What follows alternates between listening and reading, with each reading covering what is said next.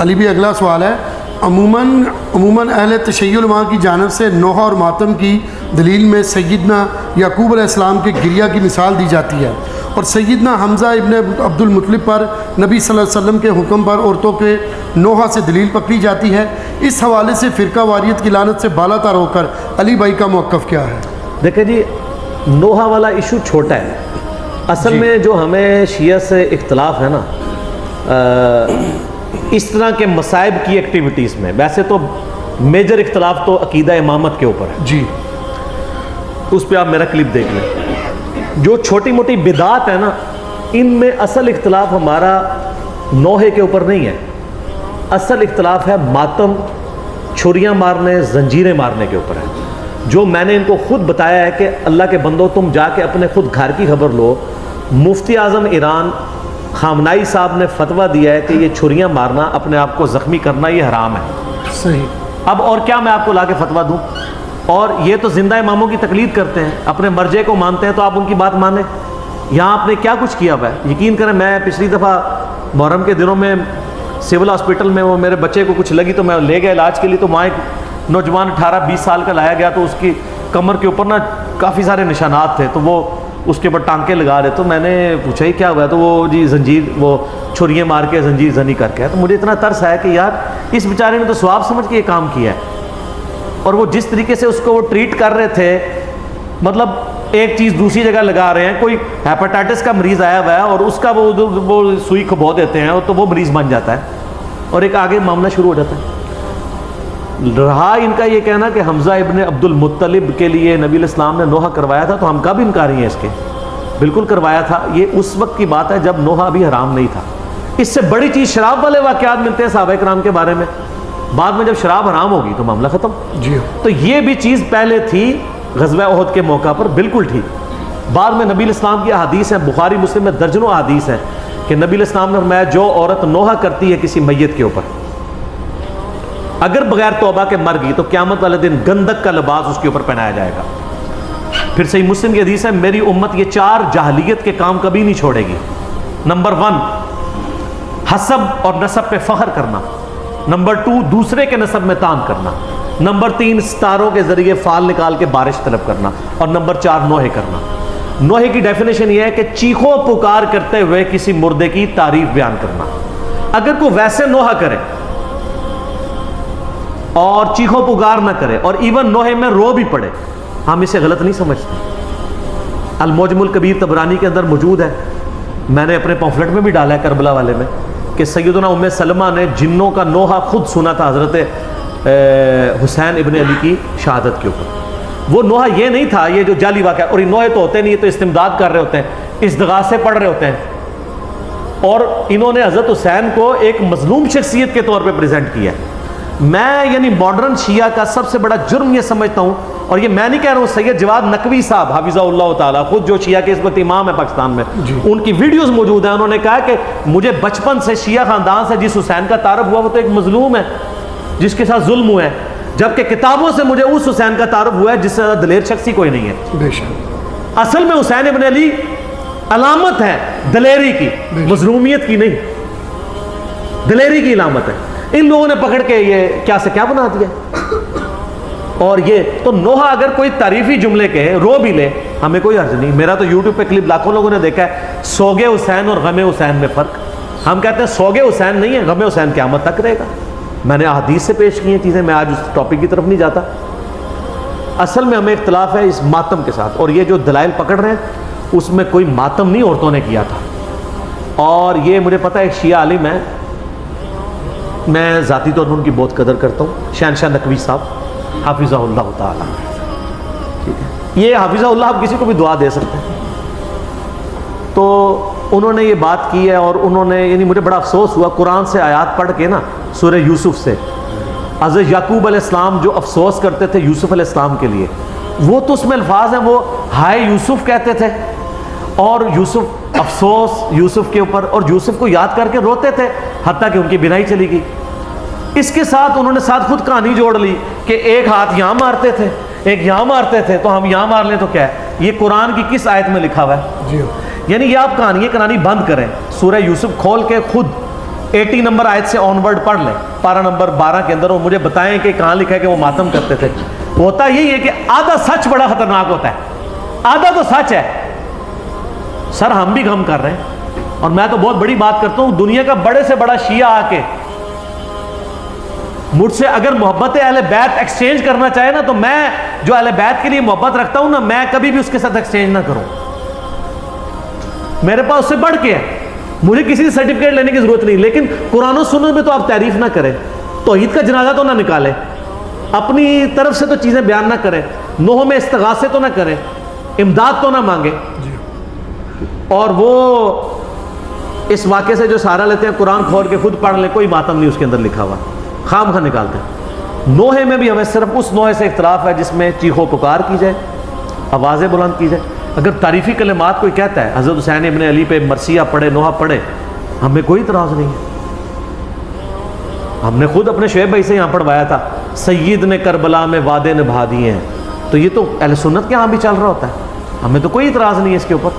لیکن واہ ویلا نہ کریں، چیخ و پکار نہ کریں، اور اس میں جھوٹی تعریف نہ کریں، سچی تعریف کریں جی، اور ان سے مدد نہ مانگیں، بلکہ ان کے لیے اللہ کے حضور دعائے رحمت کریں، اور صلاۃ بر محمد و آل محمد، اللہم صلی علی محمد و علی آل محمد۔ اور ہو سکتا ہے کسی سنی کے پیٹ میں درد ہو اور وہ کہے جی یہ آپ کیوں کہہ رہے ہیں، میت کے اوپر جو ہے وہ تعریفی کلمات کہے جا سکتے ہیں، تو سر صحیح بخاری اور مسلم دونوں میں موجود ہے، عرض کیا ہے۔ شیعہ کی اتنی کلاس ہوگی اب تھوڑی سی، سنیوں کی بھی، بخاری اور مسلم دونوں میں موجود ہے۔ عبداللہ ابن عباس کہتے ہیں کہ عمر ابن خطاب کی میت رکھی ہوئی تھی، اتنے میں ایک شخص آ کے میرے پیچھے کھڑا ہوا اور اس نے اپنی کونی میرے کندھے کے اوپر رکھی، اور سیدنا عمر کی میت کو مخاطب کر کے اس نے کہا رحمک اللہ عمر ابن خطاب، اللہ کی رحمت ہو عمر ابن خطاب پہ، یہ وہ شخص تھا کہ میری خواہش ہے کہ جب میں مر کے اللہ کے حضور جاؤں تو اس کے اعمال کے ساتھ پیش ہوں، اس نے اسلام کی وہ خدمت کی ہے۔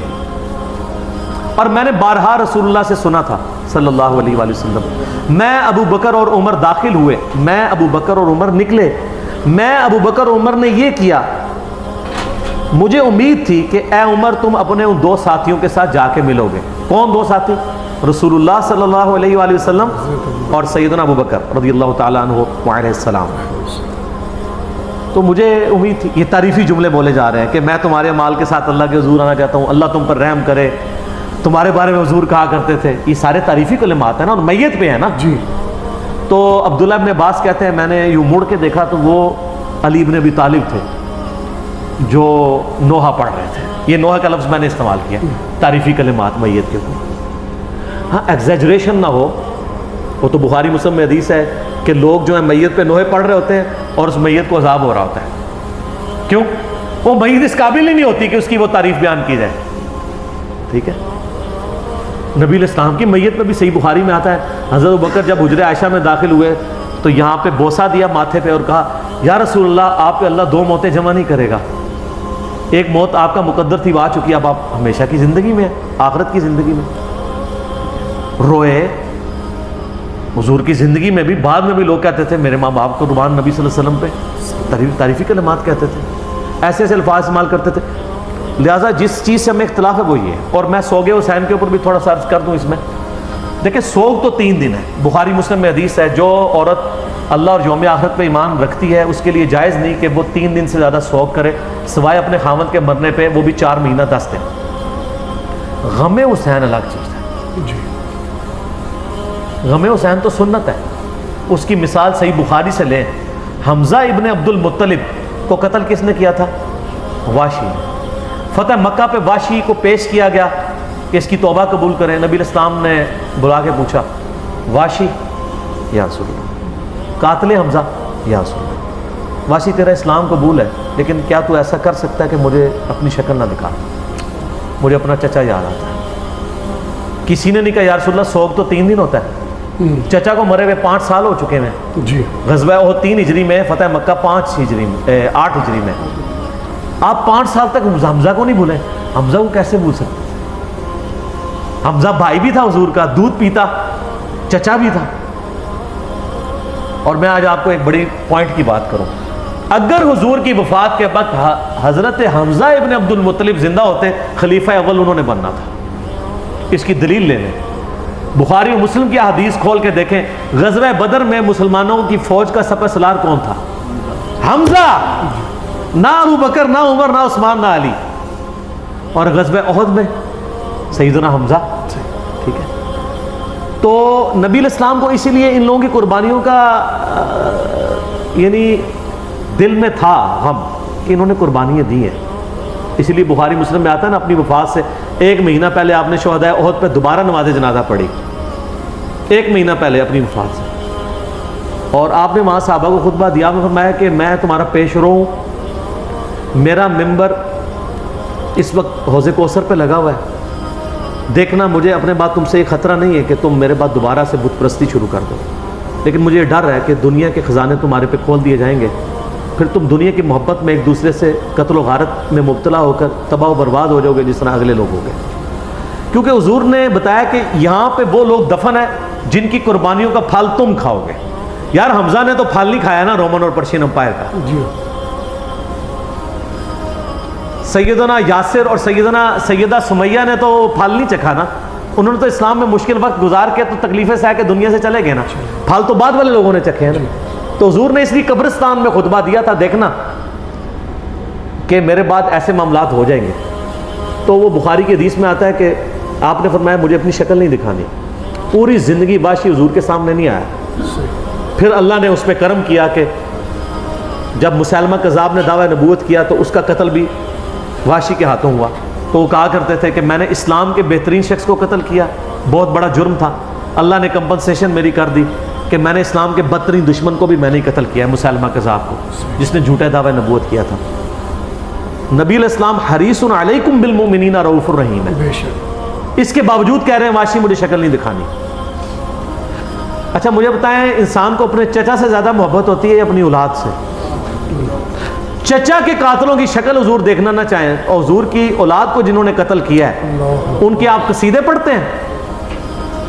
ان کے ساتھ تو وہی ہونا ہے، سحقن سحقن لمن غیر بعد، بخاری مسلم میں. دور کرو انہوں نے میرے بعد میرے دین کو بدلا.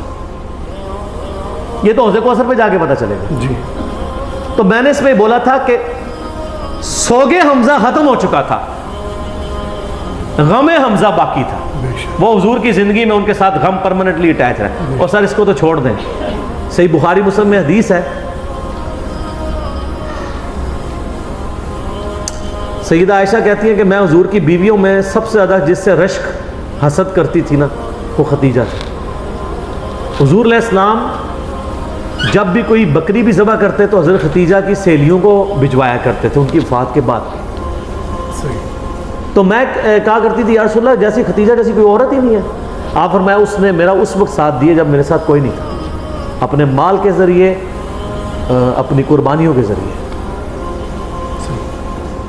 تو سر غم تو کبھی نہیں ختم ہو سکتا. آپ غم حسین کو ختم کرنا چاہتے ہیں، کر کے بتائیں.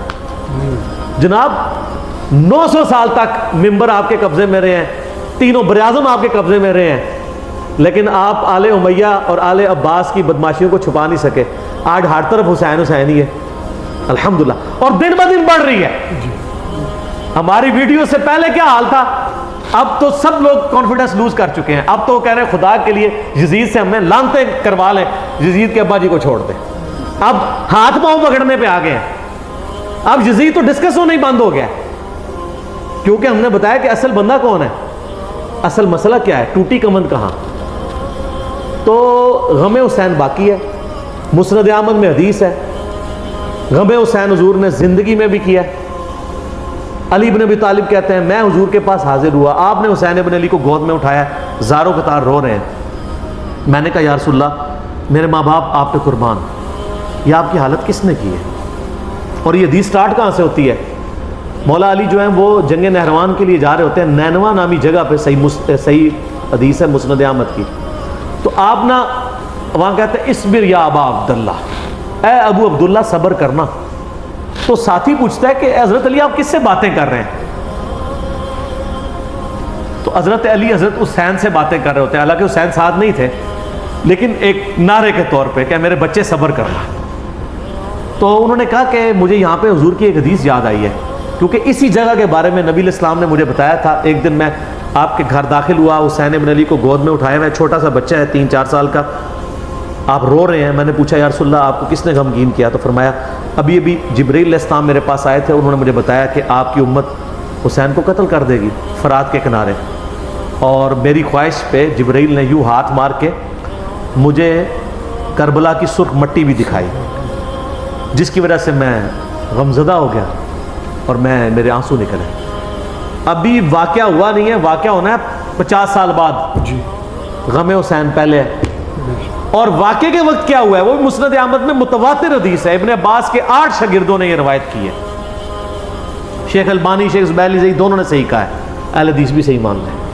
اور یہ وہ حدیث ہے جس کی وجہ سے میں نے یہ فکر حسین اور غدیر خم کے اوپر آواز بلند کی. وہ حدیث کیا ہے؟ مسند احمد میں ہی ہے. عبداللہ ابن عباس کہتے ہیں کہ ایک دوپہر میں نے خواب دیکھا کہ نبی علیہ السلام پرانگدہ حالت, بال بکھرے ہوئے اور کپڑے بھی آپ کے گرد آلود ہیں, جیسے مشقت کے آثار ہیں. آپ کے ہاتھ میں خون کی ایک شیشی ہے. تو میں نے کہا یا رسول اللہ میرے ماں باپ آپ پہ قربان, آپ کی کیا حالت ہے؟ تو آپ نے فرمایا کہ میں صبح سے حسین اور اس کے ساتھیوں کا خون جمع کر رہا ہوں. یہ ایک تمثیل آپ علیہ السلام کو دکھائی گئی. یہ نہیں تھا کہ آپ وہاں فزیکلی موجود تھے, ایک تمثیلاً دکھایا. تو کہتے ہیں میں گھبرا کے اٹھا. ابن عباس کہتے ہیں میں نے وہ دن اور تاریخ یاد رکھی, اور بعد میں ظاہر وہ انٹرنیٹ نہیں تھا, ٹیلی فون نہیں تھے. کئی ہفتوں بعد خبر آئی کہ اسی دن یعنی 10 محرم 61 ہجری کو حسین ابن علی کو مظلومانہ شہید کیا گیا ان کے ساتھیوں کے ساتھ. تو غم حسین تو نبی علیہ السلام کو اللہ کی جنتوں میں بھی ہے. اور میں اہل حدیثوں کے لیے اور دیوبندیوں کے لیے, کیونکہ ان دونوں کا مشترکہ روحانی ابا جی ہیں اسماعیل دہلوی, جس نے وہ گستاخانہ کتاب تقویۃ الایمان لکھی ہے, لیکن اس میں اس نے صحیح باتیں بھی کچھ لکھ دی ہیں. تذکیر الاخوان ما تقویۃ الایمان چھپی ہوئی ہے, اس میں اس نے لکھا ہے کہ یہ حدیث اس بات پر گواہ ہے کہ نبی علیہ السلام حضرت حسین کی وفات پر جنت میں بھی غمزدہ ہیں. اور اس کتاب میں وہ جگہ جگہ لکھتے ہیں یزید پلید. یہ تو سعودیہ ایران کی ٹسل کے بعد یہ یزید کے دفاع کرنے والے اہل حدیث ہیں, ورنہ میں آپ کو حلفیہ کہتا ہوں کہ ناسبیت اور یزیدیت کے خلاف جتنا کام کیا نا وہ اہل حدیثوں نے کیا ہے. نواب صدیق حسن بھوپالوی ہوں, علامہ وحید الزمان ہوں, اس سے پہلے بھی آپ چلے جائیں, بڑے بڑے محدثین ہیں. ابن جوزی نے پوری کتاب لکھی الرد علی المعتصب العنید المانع من ذم یزید. یہ اس سرکش کا رد ہے جو یزید کی مذمت کرنے کو برا سمجھتا ہے. ابن جوزی 597 ہجری میں فوت ہوئے ہیں, ابن تیمیہ سے بھی پہلے ہیں. ابن تیمیہ اور ابن کثیر نے اس کتاب کی تعریف کی ہے, ابن جوزی کی کتاب کی. اس کا اردو میں ترجمہ ایک دیوبندی عالم نے کیا ہے, وہ شاہ نفیس اکیڈمی لاہور سے شائع ہوئی ہے. اس کا PDF ہماری ویب سائٹ کے اوپر رکھا ہے ahlusunnatwal.com پہ, آپ ڈاؤن لوڈ کریں. بڑی ڈیٹیل کے ساتھ انہوں نے اس مقدمے کو کلیئر کیا. ٹھیک, جزاکم اللہ خیر.